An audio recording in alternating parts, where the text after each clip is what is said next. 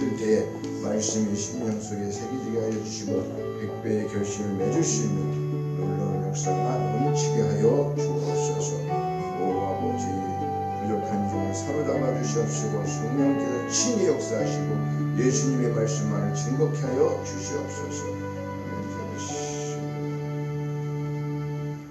오늘 우리에게 주시는 하나님의 말씀 로마서 12장 1절 한 절 말씀을 같이 봉독하실 때에 성령의 음성을 들으시기를 축원합니다. 신약성경 로마서 12장 256쪽에 있는 로마서 12장 1절 한 절 말씀을 함께 봉독합니다. 그러므로 형제들아, 내가 하나님의 모든 자비하심으로 너희를 권하노니 너희 몸을 하나님이 기뻐하시는 거룩한 산 제물로 드리라. 이는 너희가 드릴 영적 예배니라. 아멘.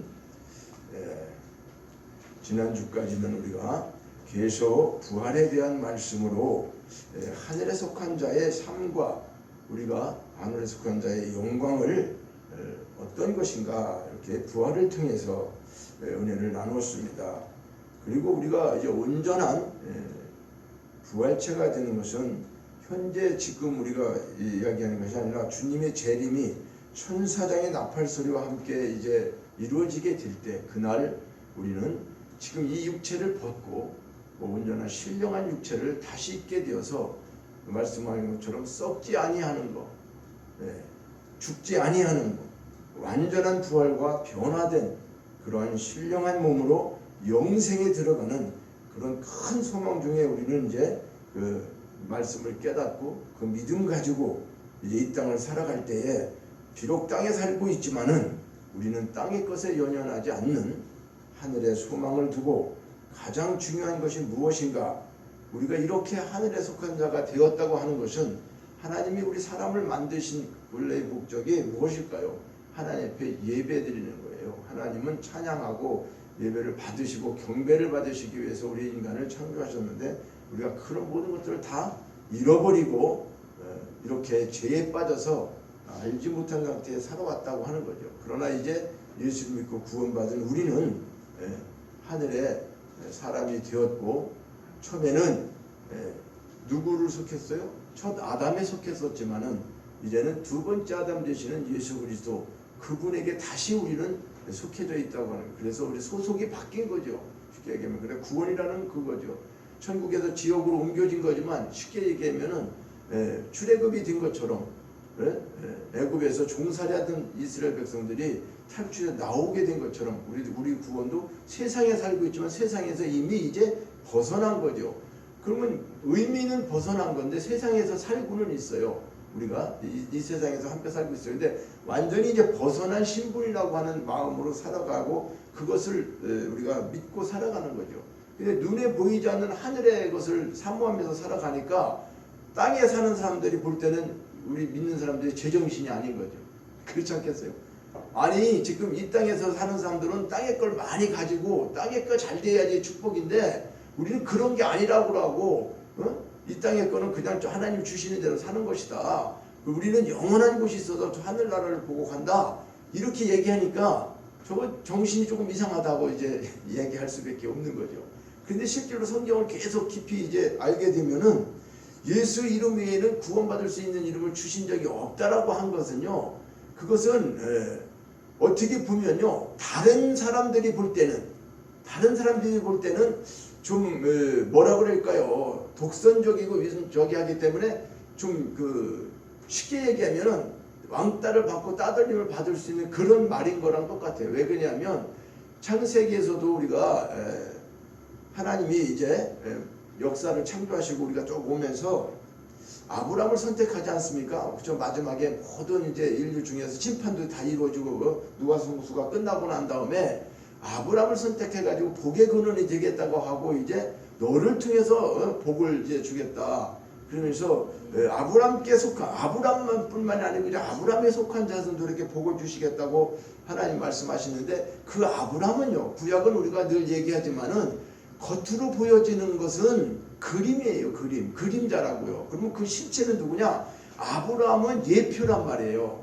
그러니까 예수님을 예표하고 있는 아브라함이에요. 그러니까 아브라함은 겉으로 아브라함이지만 그 속에는 실질적으로 누구를 지금 얘기하고자 하는 거예요? 예수님을 감춰놓은 거죠. 그러니까 예수의 이름, 내 이름이 창대케 된다고 하는 것은 결과적으로 하나님께서 창세 이전에 우리에게 약속하신 언약이 뭐냐? 여자의 후손으로 한 사람을 보내겠다고 하신 분이 예수님이잖아요. 근데 그 예수님을 구약에서 보낸다고 하면서 신약 때까지 이제 계속 구약에 등장하는 사람들이 있는 거죠.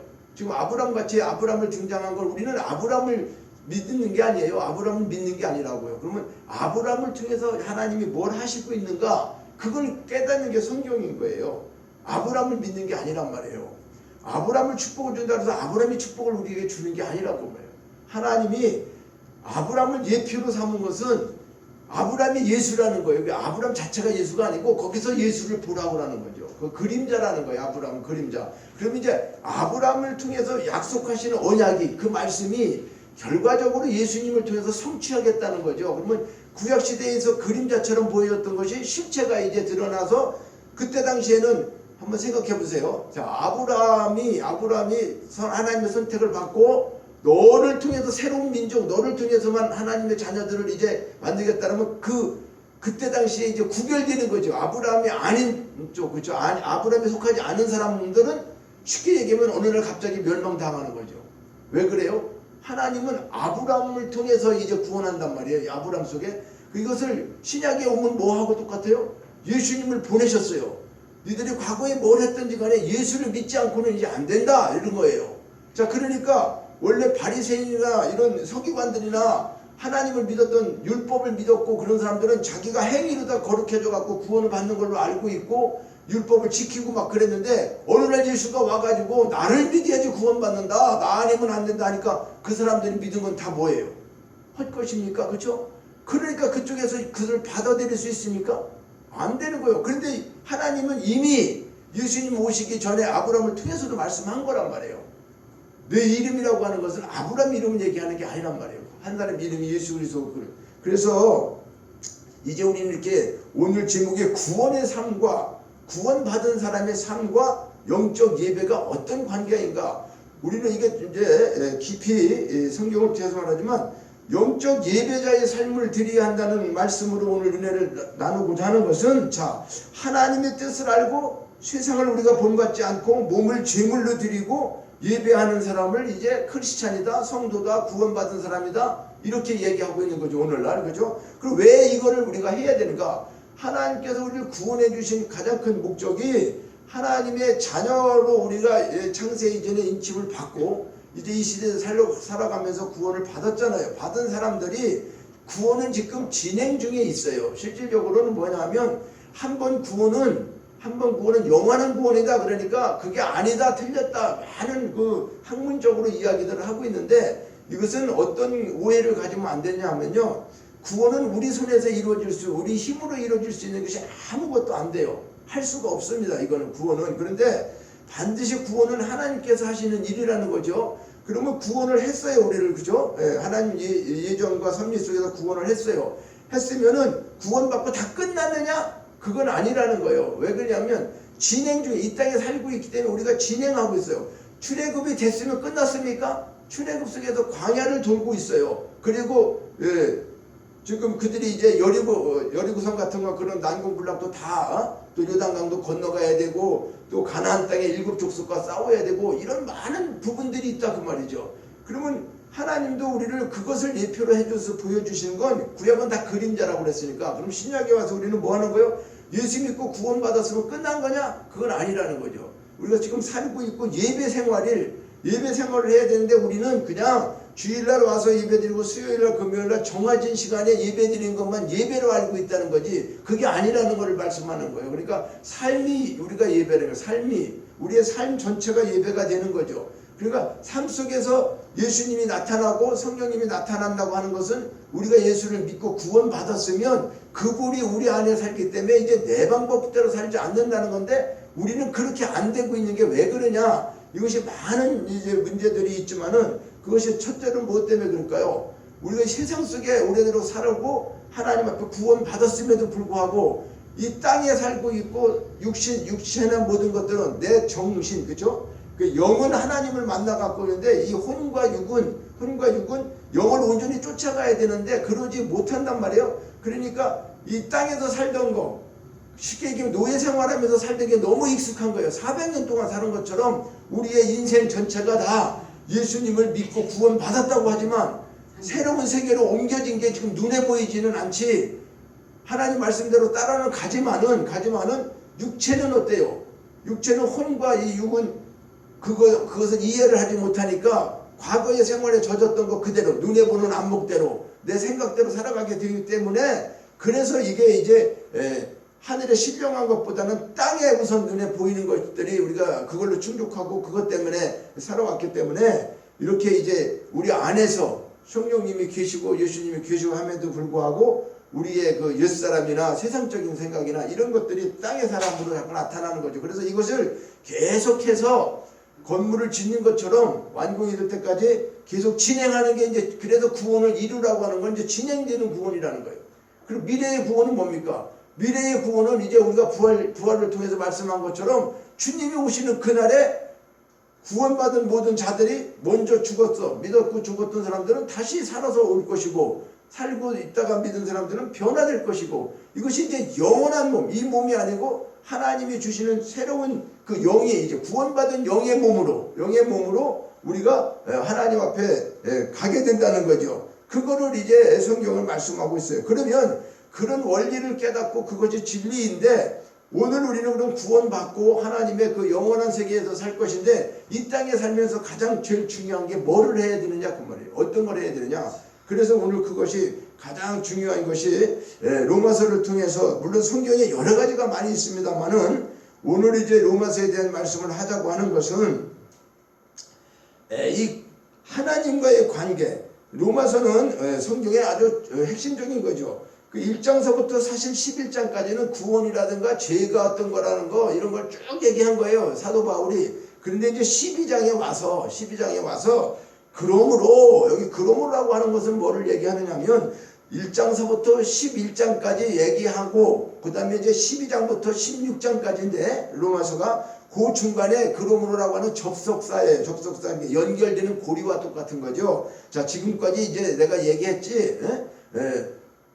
개인의 구원이 있고 인류의 구원이 있고 이 구원은 어떻게 이루어지는 거를 지금 얘기했어. 죄는 뭐고 하나님의 은혜는 뭐고 성령의 법은 뭐고 마귀의 법은 뭐고 이거 쭉 로마서에서 말씀을 한 거란 말이죠. 그리고 난 다음에 이제 12장에 와서 그러므로 이걸 깨달았다라고 한다면 이제 그러므로가 그거예요. 야 형제들아 내가 이제 하나님의 자비하심을 너에게 권하는데 너희 몸을 하나님이 기뻐하시는 거룩한 산제물로 드려라.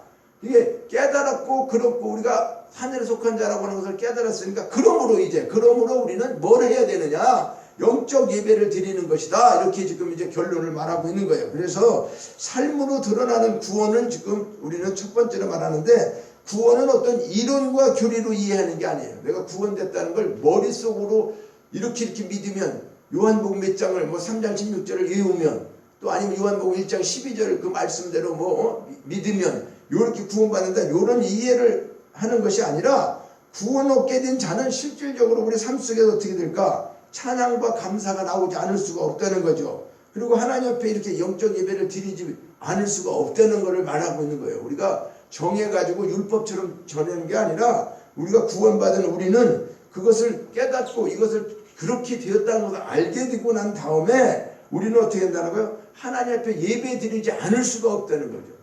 아니 내가 어떤 사람이 나한테 내가 죽을 위치에서 구해줬으면 그분한테 감사하지 않겠어요? 그죠? 내가 빠져서 죽어가고 있는데 어떤 분이 나를 구해줘가고 나를 살려줬다 그러면 내 생명의 은인한테 어떻게 하겠어요? 감사하지 않겠냐 그 말이에요. 그러니까 오늘 우리가 이것이 이제 구원받은 게 이론적으로 되는 게 아니라 이것을 우리가 이제 삶을 통해서 하나님 앞에 진정으로 예배를 드릴 수밖에 없다. 그래서 본문은 세 가지로 지금 말을 하는데 자 첫째 그러므로 형제들아 하나님의 모든 자비하심으로 너에게 권한다. 이게 이제 첫 번째 말이고 두 번째는 권하는데 뭘 권하냐? 너희 몸이 하나님이 기뻐하시는 거룩한 산 제물이 되라. 제물로 드리라는 거죠. 산 제물로. 그리고 세 번째는 이것은 너희가 드리는 영적 예배다. 이렇게 말씀하고 있어요. 자, 그러면 이제 구체적으로 두 번째 말씀은 믿는 자에게 주어진 말씀이 뭔가? 지금 말씀드린 것처럼 로마서 1장 8절로부터 9장 1장 로마서 1장부터 8장까지는 개인의 구원에 대한 것을 로마서에 계속 말씀하고 있고 9장서부터 11장까지는 인류 구원에 대한 내용이 기록되어 있어요. 그래서 구원받은 자에게 주시는 말씀이에요. 이 성경 말씀은 믿는 사람에게 주신 거예요? 안 믿는 사람에게 주신 거예요? 믿는 사람에게 주신 거예요. 안 믿는 사람들은 이걸 줘도 몰라요. 소용도 없는 거예요. 그러니까 하나님 구원받고 믿는 자가 된 사람들에게 하나님 말씀이 필요한 것이고 하나님 말씀을 주신 거라 그 말이에요. 그래서 구원받은 자에게 이 주신 말씀은 이 말씀을 받고 순종하는 사람들은 어떻게 해요? 세상 사람이 아니라 믿는 우리라고 하는 거죠. 이 말씀을 듣고 순종하는 사람은 믿는 우리라고요. 안 믿는 사람들은 말씀이 소용이 없어요. 해당도 되지도 않는 겁니다. 그래서 오늘 우리는 너무나 이원론적인 삶을 살고 있다. 왜 그럴까? 교회 생활과 지금 교회를 벗어났을 때의 생활이 우리가 달라진다고 하는 거죠. 이것이 참 우리가 생활하면서 가장 이제 마음 아프고 하나님 앞에 하나님 말씀대로 산다고 하면 살지 못하는 부분이 되는 거죠. 교회 와서 말씀을 깨달았어요. 예배 생활을 해야 된다. 삶이 예배다. 내가 어느 곳에서 뭘 하든 직장에 가서 일을 하든 뭐 노동 일을 하든 뭐 공무원이 되었든 장사꾼이 되었든 뭘 하든 그 삶 속에 그 속에서 예배자의 모습으로 살아가야 된다 하는데 교회 나와서 예배를 드릴 때는 이해가 되는데 밖에 나가서 생활할 때는 어느 순간에 다 잊어버리는 거예요. 그리고 세상 법대로 살고 어떻게 보면 또 세상 사람들보다 더 못한 삶을 살으니까 사람들이 볼 때 이제 저 예수 믿는 사람인데, 그죠? 쉽게 얘기하면 이런 경우도 있죠. 어떻게 예수 믿는 사람들이 모여서 식사를 하러 가. 몇 명이 식사를 가서 거기서 드러나는 거예요. 드러나는 게 뭘까? 식사 기도하죠. 그죠? 어떤 사람이 이제 대표로 기도를 하고 뭐 그래요. 그리고 기도하고 난 다음에 거기서 이제 뭐 그 안 믿는 사람들도 쭉 있잖아요. 그죠? 그런데 이제 거기서 행동 하나하나가 종업원을 대하는 거나 종업원한테 시키는 거나 뭐 기다리지 못하게 하고 찾는 거나 이런 것들이 오히려 이제 사람들이 볼 때 참 은혜가 안 되는 그런 부분들을 보면 어떤 생각이 들까요? 안 믿는 사람들이 볼 때 예수 안 믿는 사람들이 볼 때 예수 믿는 사람들이 저분들 분명히 기도하고 있는데 예수 믿는 사람인데 저런 행동을 하네? 하고 그렇게 될 수가 있는 거죠. 그렇지? 그러니까 이게 삶의 예배라고 하는 것은 코람데오인 거죠. 코람데오. 세상의 사람들을 의식하는 건 아니에요. 어떤 걸 하냐? 하나님 앞에 내가 지금 음식을 먹든 내가 일을 하든 뭘 하든 하나님이 보고 계신다고 하는 거잖아요. 그죠? 그 삶이 이제 우리가 코람데오의 삶인데 이걸 알면서도 우리가 교회 밖의 생활과 교회 생활이 너무나 다르다는 거죠. 그래서 이런 것들을 통해 가지고 우리에게 깨닫게 하시는 것은 그러나 하나님 앞에 너가 진정으로 예수 그리스도 그분이 우리 속에 있다고 하면 성령이 우리 속에 구원받은 자라고 한다면 이 말씀을 받는 사람은 예수 믿고 구원받은 사람들에게 필요한 말씀이죠. 그렇다고 하면 네가 예수 안에 있다고 하면 결코 정죄함이 없다. 죄를 져라는 게 아니에요. 죄를 져도 된다는 게 아니라 네가 과거에는 죄를 짓고 살았지만 그 죄로 인해서 네가 지옥 가는 건 아니다. 그러나 단 하나 정죄하지는 않지만 그 죄로 인해 정죄하지만 이제 정죄하지는 않는 죄가 되었지만은 네가 예배 생활이 되면 어떻게 된다는 거야? 다시 세상에 그런 똑같은 되풀이 되는 죄를 짓고 살지 않게 된다는 걸 얘기하는 거죠. 그러니까 우리가 예배 생활이 이어지지 않으니까 마귀가 틈타고 들어오고 서로 상처 주고 싸우고 하나님 앞에 영광 돌리지 못하는 그런 삶이 살게 되는 것은 그것 때문에 그러는 거예요. 결론적으로는 예배가 연장된 게 아니라는 거죠. 교회에서 생활 끝나고 올라가서 세상적이고 정욕적이고 마귀적이고 마귀가 보여준 세 가지가 뭐죠? 마귀가 보여준 게 선악과를 보여주면서 만약에 생명나무하고 선악과가 이렇게 두 개가 있었는데 이게 생명나무를 더 설명을 했으면 생명나무를 먹겠죠. 원래 생명나무를 먹고 살아야 되는데 마귀가 와가지고 얘기한 것은 선악과에 대한 얘기를 했단 말이에요. 그러니까 하와가 볼 때는 그 마귀의 말을 듣고 나니까 보암직하고 먹음직하고 탐스러운 거예요. 그러니까 이렇게 되는 그런 유혹이 왔을 때 왜 못 이기느냐? 우리가 그런 거죠. 육체적으로 익숙해져 있는 거, 내 육정을 이긴다는 거, 육체적인 욕심을 이긴다는 거, 그게 쉬운 게 아니죠. 왜냐하면 우리가 지금 그런 게 안 당하니까 그렇지, 정말로 우리가 예수 믿는 사람이지만 현금으로 내가 돈이 참 몇백이 필요한데 몇 억이 됐든 몇 천이 됐든지 현금 봉투 아무도 없는 상태에서 이 보따리를 딱 봤더니 현금이야. 야, 이걸 내가 내 돈이 아니야, 이걸 무조건 갖다 줘야 하고 아무 마음에 갈등 없이 딱 가져갈 수 있는 사람이 몇 명이 될까? 그렇죠? 보고 나니까 마음이 달라지잖아요. 그죠? 그렇게 되는 것처럼, 그러나 우리가 이제 이게 예배의 삶을 통한다고 하면 사실 그게 그냥 뭐 고민할 일도 없는 거죠. 엄청히 따져서. 그러나 그렇지 않다는 거예요. 우리가 아직까지 삶에서, 삶 속에서. 이것은 시험이 안 되니까 그런 거지, 저부터도 그럴 거예요. 아니, 돈이 필요하고 그러는데 아무도 없고 현금이 떨어져 있으면 누구가 주인인지도 모르는데 써도 상관없고, 또 때로는 어떻게, 아이고, 하나님이 기도 응답하셨는가 보다, 이렇게 쓰려고 하는 사람들이 있지 않겠어요. 그죠? 그러니까 우리는 그렇다는 거예요. 이게 그런 부분 때문에 많은 어려움을 겪게 되는 것이고, 이제 세 번째로는, 그러니까 우리는 구원을 받았으면은 구원받은 자에게 주시는 말씀대로 살아가는 거, 그렇죠? 그러니까 말씀을 우리가 지키고 산다는 게 우리 힘으로는 어려운 거죠. 하나님 말씀대로. 그러니까 제일 중요한 건 뭐냐면요, 율법이라는 게 뭐냐면 하라 하지 말아요. 그러면 하나님 말씀대로 살아라 하는 것은 율법이 되겠지요. 원래는 하나님 말씀대로 살아라 그러면 이게 살아라 그러는데 율법으로 하지 말라고 그런다면 실질적으로 신약에 와서는 뭘 얘기하는 걸까? 신약에서는 예수 믿으라는 거예요. 믿으라는 거예요. 네가 뭘 해라는 게 아니고 믿으라는 거예요. 그래서 그 믿는 게 뭐냐? 믿는 게 예배 드리는 거예요. 예수를 믿었기 때문에 그분께 내가 구원받은 사람이고 은혜가 감사하면 예배 드리는 거예요. 그럼 예배 드리게 되면 자연히 말씀대로 사는 거죠. 그죠? 하나님 예배대로 내가 말씀대로 살려고 노력하고 막 그런 거 한 게 아니라 네가 믿고 그냥 예배 드리는 삶을 살아라. 그러면 말씀대로 자연히 살게 되는 거지, 말씀대로 살려고 노력하는 것은 율법을 자꾸 지키는 거야. 어떤 말씀에 이렇게 돼 있네? 이렇게 해야 되겠네? 이거 지켜야죠. 화내지 말아야지, 뭐 하지 말아야지. 그 많은 조목조목 하다가 아이고 오늘은 여기에 걸렸네, 저기에 걸렸네, 수가지 법인데 어떻게 하겠냐 그 말이에요. 그러니까 그게 아니고 아예 예배 생활이 쭉 이어지면 말씀을 지켜지는 거죠. 그죠? 하나님 하지 마라 하라가 아니에요. 그러니까 그것이 우리가 지난해에 성령을 따라 해마라고 했던 그 말씀을 주신 것처럼 우리가 성령을 따라가면 육체의 욕심을 이루지 않는 거죠. 그러니까 우리는 영과 육이 있다 그랬잖아. 그러니까 육이 원하는 것은, 그죠? 사망을 이루는 거고 영은 생명을 이룬다고 그랬으니까 결론적으로 우리가 지금 하고 있는 게 사망으로 가느냐 생명으로 가느냐 우리 스스로 알 수 있어요. 그리고 이거는 지옥을 하나님이 보내지 않는다고 그랬죠. 천국도 하나님이 보내지 않아요. 우리가 가요. 왜 그렇게 되냐면 물론 내 노력으로 간다는 게 아니라 원리대로 보면은, 자, 지옥 가는 사람은 천국 가는 길이 있다고 얘기를 했는데도 안 믿어. 그렇죠? 안 믿고 마귀가 원하는 거를 따라가. 계속 따라간단 말이에요. 언젠가 가다가도 지옥 끝까지 가기 전까지 돌이키면 돼. 그렇죠?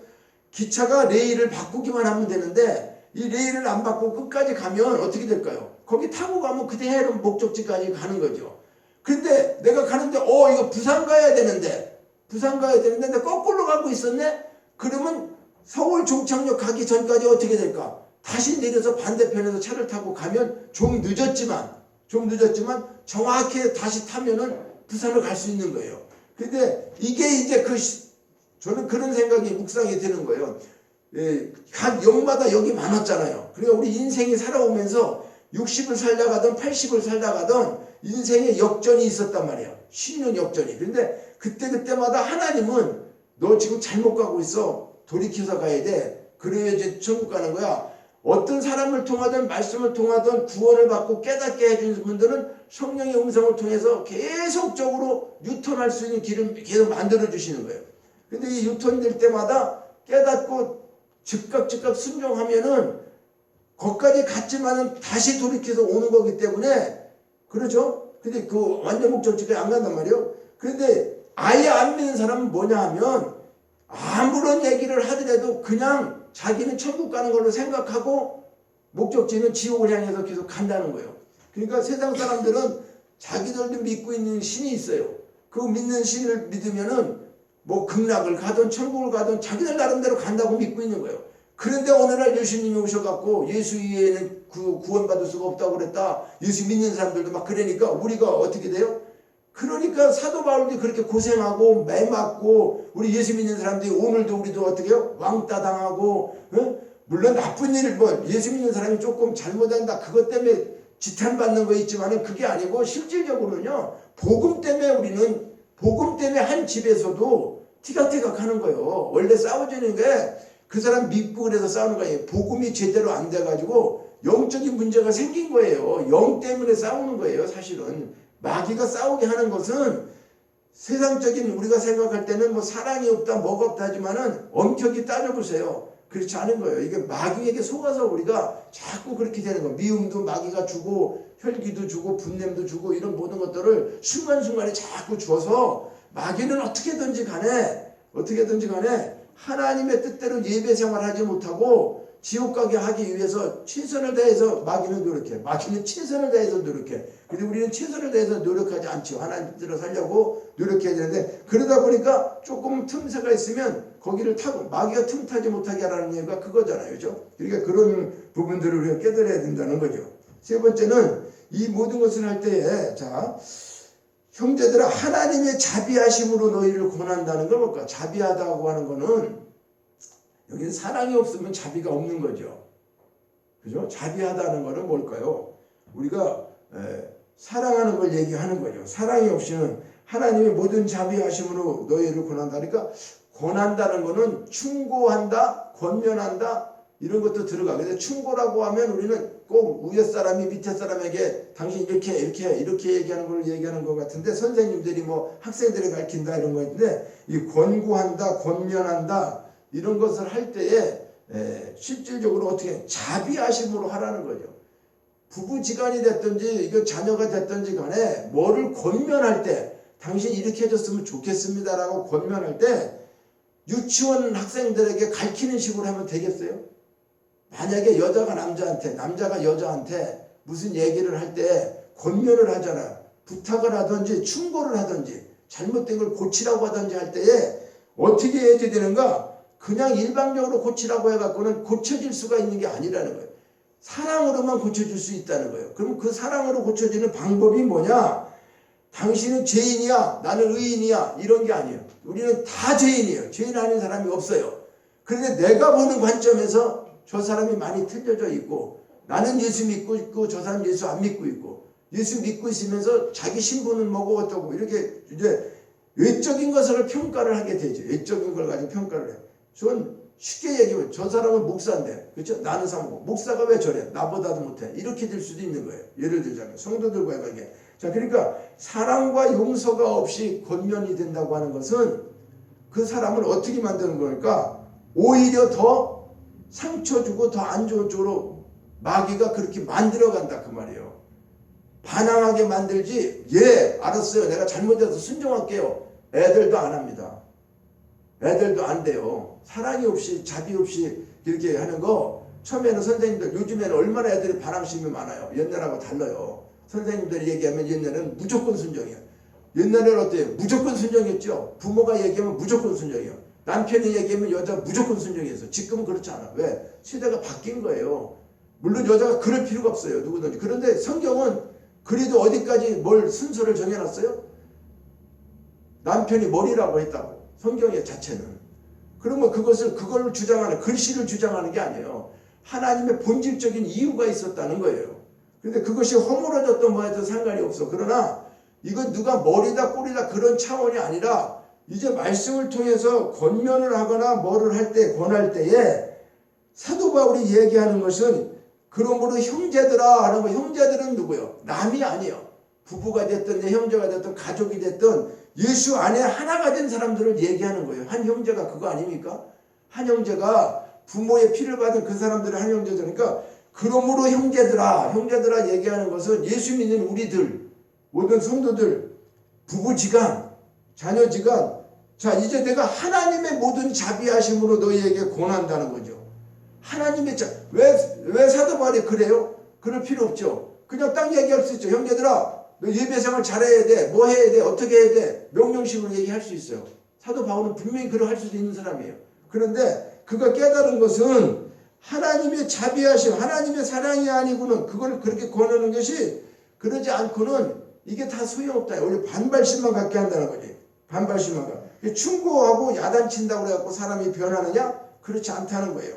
그래서 우리는 너나 나나 다 정죄받아야 할 죄인이라는 거죠. 누가 더 의로운 사람이 없다는 거예요. 사도 바울은 그러는 거예요. 나도 지금 죄인이고 너희도 죄인이다. 그런데 우리는 한 형제 아니냐? 한 형제가 됐으니까 내가 주의 사랑으로 주의 자비로 권면한다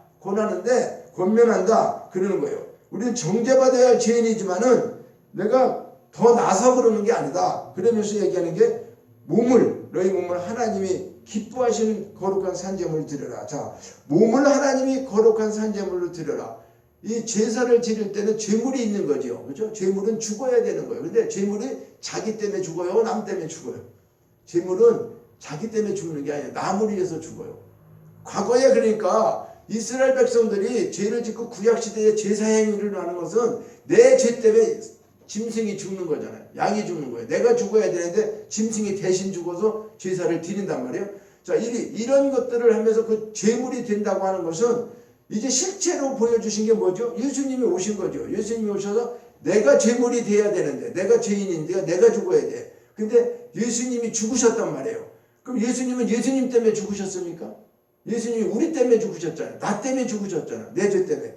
그러니까 이 죄물이 이제 예수님이 죽으신 거 너 알았지? 너를 살려준 거 알았지? 이 구원받았다는 게 그걸 깨닫고 그걸 믿는 게 구원받은 거잖아요. 그죠? 내가 죄인이었던 걸 모르면 내가 구원받을 수가 없는 거예요. 내가 죄인이고 지옥 가고 죽을 수밖에 없는데 예수님을 통해서 내가 살았다. 그분이 내 대신 죽으셨다.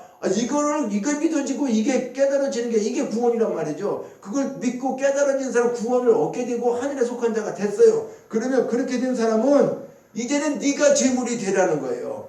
네가 너를 위해 제물이 아니라 예수님은 너를 위해 죽었지 너는 다른 사람을 위해 죽어라 이제 그런 거죠.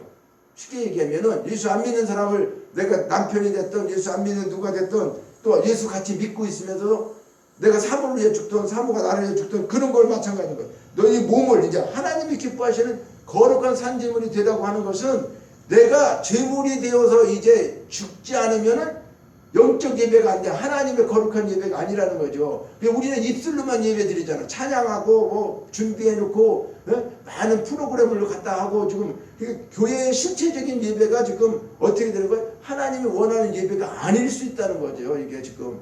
그러니까 이게 심각한 것은 뭐냐면 진정한 예배를 우리가 드리지 못했다는 거예요. 교회 생활하면서. 그래서 이게 삶과 연장되는 예배가 되어야 하는데 예배만 드릴 때만 되는 예배인 거예요. 주일날 1시간 드리고 우리가 하는 이런 예배만 생활을 하다 보니까 지금 다 그렇게 된 거예요. 거의가 큰 예배를 하고 많이 물론 다 그렇다는 게 아니라 오늘날 교회에 문제점이 있는 것이 뭐 때문에 문제점이 있냐. 사실 성도들이 와가지고 헌신하고 노력하고 하는 거 많이 있어요. 그런데 뭐 11조 많이 하고 찬양대로 봉사하고 큰 교회 저도 그런 거 다 교회에서 해봤지만 그런 생활하는 것이 그냥 예배 생활이고 하나님 앞에 잘하는 걸로만 생각하고 있는 거 이게 이제 종교적인 습관과 이런 것들이 되었는데도 불구하고 진짜 구원받은 기쁨으로 감사로 내 몸이 죽어서 드리는 걸로 그렇죠? 내가 교회를 위해서 음식을 하든 청소를 하든 찬양대로 하든 목사가 설교를 하든 정말로 희생하면서 죽을 수 있는 그런 마음으로 이것이 이루어져야 되는데 그렇지 못했다는 거죠. 산제물로 드리지 못하고 살아있다는 건 뭘까요? 우리가 물론 제물이 그저 때는 죽었죠. 죽어서 이제 죽은 제물을 드리는데 우리가 살아있다고 하는 것은 내 시간과 모든 희생을 하라는 거죠. 하라는 거죠. 이제 그거를 말씀하고 있는 거예요. 산제사라는 것은 제물이 죽었어요. 과거에는 그 제물이 죽으면 대신해서 죽었죠. 제물은 아무것도 할 수가 없어요. 그런데 이제는 거룩한 산제물로 드리라고 하는 것은 오늘날 예수님이 오셔서 우리 대신 나를 살려줬으면 이제 네가 살아가는 것은 너 때문에 사는 게 아니라 너를 구해주신 너를 살려주신 그분을 위해서 희생하고 봉사하고 헌신하고 예배라는 건 봉사예요. 실질적으로 예배의 원어는 예배는 봉사란 말이에요. 그리고 우리는 예배는 그냥 하나님 앞에만 막 이러는 게 아니라 우리가 이 땅 삶 속에서 봉사로 말씀드리는 거라 그 말이에요. 그러니까 헌신과 봉사, 내 시간도 드리고 물질도 드리고 이런 모든 걸 드리잖아요. 그래서 그게 봉사를 하는 거예요. 교회 나와서 물론 이렇게 우리가 봉사하는 것도 여러 가지가 있지만은 그 봉사가 기준이 아니라 진정으로 우리가 이제 그거를 깨닫고 내가 희생하고 헌신하고 하는 것들이 뭐냐? 그것이 산제물로 드리는 것이다 그 말이죠. 자, 그래서 영적 예배는 그리스도인들이 제물이 되어서 삶 속으로 연결되는 것이 영적 예배다. 그러니까 헌신과 봉사나 시간이나 물질이나 마음이나 이런 것들을 어떻게 해요? 내 몸으로 드린다고 하는 것은 행동적으로 옮겨지는 거죠. 몸이 간다는 것은 어때요? 머리만 가는 게 아니죠. 몸이 실제로 움직인다는 거예요. 휴지 하나를 줍더라도 이거 움직이는 거, 내 몸이 움직여지는 거지 머리로 줍는 게 아니잖아요. 이게요. 그래서 신령과 진리로 영적 예배라고 하는 것은 구원받은 자, 하늘에 속한 자가 하나님 앞에 찬양도 하고 감사도 드려요. 그런데 그것으로 끝나는 게 아니라 우리 삶에서, 삶 속에서 우리가 몸으로 헌신하는 것을 산제사라고 얘기한다 그 말이에요. 근데 그걸 언제까지 해야 되는가? 주님 오실 때까지 해야 되는 거예요. 주님 오실 때까지 이 일이 계속 이루어져야 된다는 거죠. 우리는 주일날 1시간 딱 하고 하는 게 아니라고 하는 사실을 반드시 아셔야 돼요. 그래서 오늘 우리가 예배에 대한 것이 진정으로 회복될 때에만 하나님을 기쁘시게 할 수 있다고 하는 거죠. 우리가 하나님이 기쁘시지 않으면 우리의 하는 모든 일이 기쁠 수가 없는 거예요. 그게 왜 그러냐면 원리가 그런 거예요. 자, 이런 것 같습니다. 요즘 그 어떤 생활 속에서 집안에 아버지가 있어요. 우리가 자랄 때 아버지 어머니가 있어요. 그리고 자녀들 형제들이 있어요.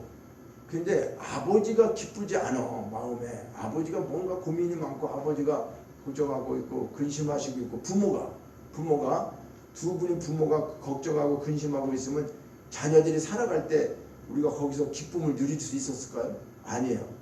자기도 잘못한 게 하나도 없어요. 부모의 영향 때문에 아버지 어머니가 안 좋아지면 그때 살면서 마음이 초조하고 두렵고 그렇죠? 무슨 저기하고 그런 것들이 영향을 받죠. 안 받는 게 아니죠. 그러니까 물론 살다 보면 뭐 그런 일이 없겠어요. 그런데 우리가 하나님의 자녀가 됐잖아요. 하나님이 내가 하는 일이 하나님의 자녀로서 우리가 하는 일이 예배가 거룩하지 않고 하나님 앞에 제대로 드려지지 않으면 하나님과의 관계가 우리가 여기 지금 하나님과의 관계를 얘기하고 있는 거예요. 예배는. 그리고 친밀한 관계가 이루어지지 않고 있으면 하나님이 나를 혼내키고 매를 떼고 그래서가 아니라 스스로 어떻게 될까요? 두려움이 있게 되고 하나님과의 거리감이 멀어지게 될수록 어떤 게 있을까? 불안하고 그런 게 있죠. 그러니까 이런 모든 것들을 보면서 실질적으로 하나님을 기쁘시게 한다는 거. 하나님을 기쁘시게 하면 우리는 자연히 행복해지는 거예요. 그냥 내가 세상에서 뭐가 막 있어서 행복이 아니라 하나님과 나의 관계가 하나님을 기쁘시게 하는 예배가 됐든 찬양이 됐든 말씀이 됐든 그 삶을 살고 있을 때는 우리 마음이 어떨까요? 세상에 어떤 것으로 주어서 행복한 게 아니라 하나님과의 관계가 회복되었을 때는 기쁨이 있고 모든 게 있어요.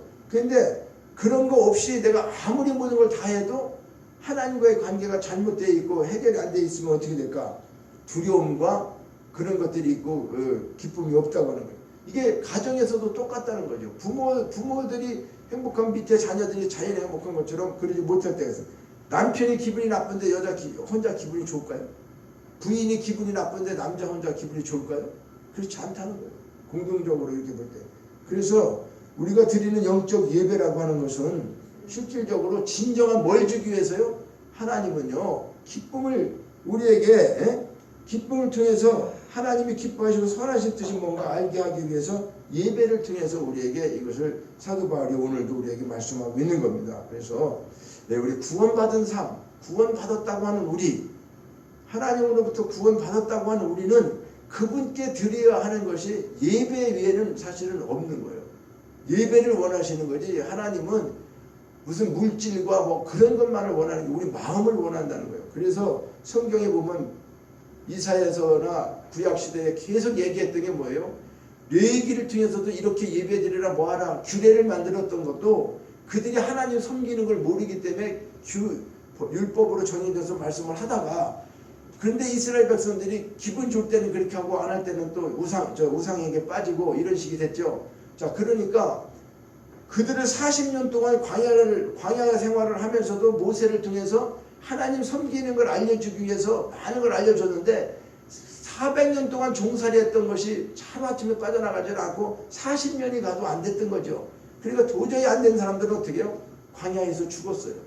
그리고 그 2세대하고 하나님 말씀대로 순종했던 사람만 갈렙과 여호수아 두 사람하고 그 2세들만 가나안 땅에 들어갑니다. 그리고 가나안 땅에 들어갔다고 끝났을까요? 아니에요. 가나안 땅에 들어가면 어떻게 하라고, 7족속이 있는데 그걸 다 물리치라고 얘기했는데 자기들 좋은 대로 친구도 삼고 결혼도 하고 뭐도 하고 해서 다 물리치지 않았어요. 그래서 결과적으로는 그들이 옆구리가 찔리는 가시가 됐다고도 얘기했죠. 그러면서도 어떻게 했어요? 계속 하나님 말씀대로 안 하고 이방 사람들과 똑같은 신을 섬기고 우상을 섬기니까 또 그들이 어떻게 됐어요? 또 바벨론 70년 포로 생활을 하게 되고 그 이후에 뭐 사사시대도 있고 여러 가지가 있지만 마지막 말라기까지 왔을 때는 더 어떻게 됐습니까? 말라기에는 제사장들이 타락하는, 제사를 드리는, 오늘날 우리로 얘기하면 이제 목사들도 타락하고 이제는 뭐 없는 거예요. 이게 아예 교회에 오고 이제 이런 시대가 와 있다고 하는 것을 성경을 통해. 그러면 그때 뭐가 남을까요? 그때 그렇게 되면은 심판밖에 남는 게 없죠. 이제는 심판이 남는 것은 뭘까? 주님 오실 날이 정말 가까이 와 있고 우리 형태 돌아가는 모든 것들을 볼 때 성경의 말씀대로 이루어져 가고 있어요. 지금 코로나나 뭐 이런 전염병이다 난리가 일어나고 지금 미얀마 같은 데서는 또 뭐 이렇게 되고 그러는데 이런 일들이 끊임없이 있어요. 이제 국가와 국가의 전쟁들. 우리는 항상 더 위험한 게 뭐 있어요? 북한이 있다는 거예요. 북한이 언제든지 우리의 뭐를 그냥 뭐 밀고 내려오면 전쟁이 일어나는 거죠. 그렇죠? 한 방 쏘면은 서울에 불바다 되는 거 맞아요. 왜 그렇습니까? 틀린 게 아니에요. 원자탄 뭐 핵폭탄이 문제가 아니고 포함 한 번만 쏴도 서울 지하철의 전체가 다 불로 다 돼 있는데 가스 통로돼 안 되겠어요. 그거 지금 우리 한두 방 떨어뜨리면 말도 못하는 거죠. 포탄 때문에 문제가 아니에요.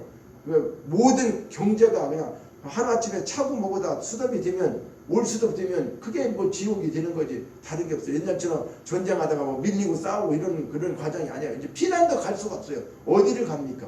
그 자리에서 이제 할 수밖에 없어요. 근데 우리 세대는 그대로 살았다고 해도 지금 손자 손녀들 세대, 자녀들 세대를 우리가 생각하면 저들에게 어떤 나라를 물려줘야 되는가 생각하는데 한 번도 경험하지 못한 나라를 물려준다고 말이죠. 문재인 대통령이 큰 소리 쳤는데 이상한 나라를 만들었어요. 한 번도 정말 겪어보지 못하는 나라를 만드는 것 같아요. 근데 이런 나라가 돼서는 안 되는데 우리 기도도 하시고야 되고 우리는 믿는 사람으로서 구원받은 사람, 하늘에 속한 자의 사람으로 영적 예배가 왜 중요한가? 이 예배에 대해서 좀 더 깊이 생각하시고 삶 속에서 예배가 이루어지는 그런 저와 여러분이 되셔서 하나님을 기쁘시게 하고 그분으로부터 받는 영원한 축복을 받는 저와 여러분 되시기를 주의 이름으로 축원합니다.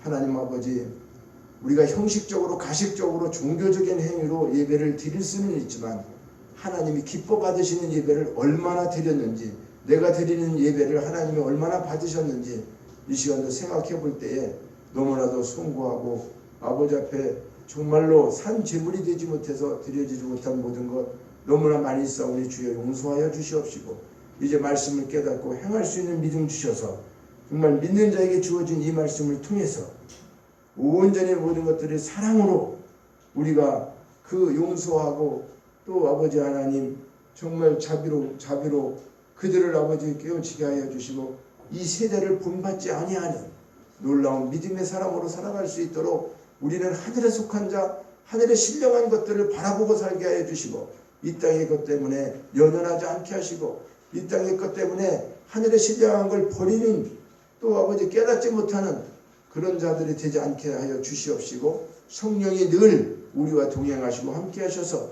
아버지 뜻 안에 기쁨이 되는 우리 모두가 되게 하여 주시옵소서. 모든 것 감사드리고 예수님의 이름으로 기도하옵나이다. 아멘. 우리 자리에서 일어나셔서 봉헌 찬양 드리시겠습니다.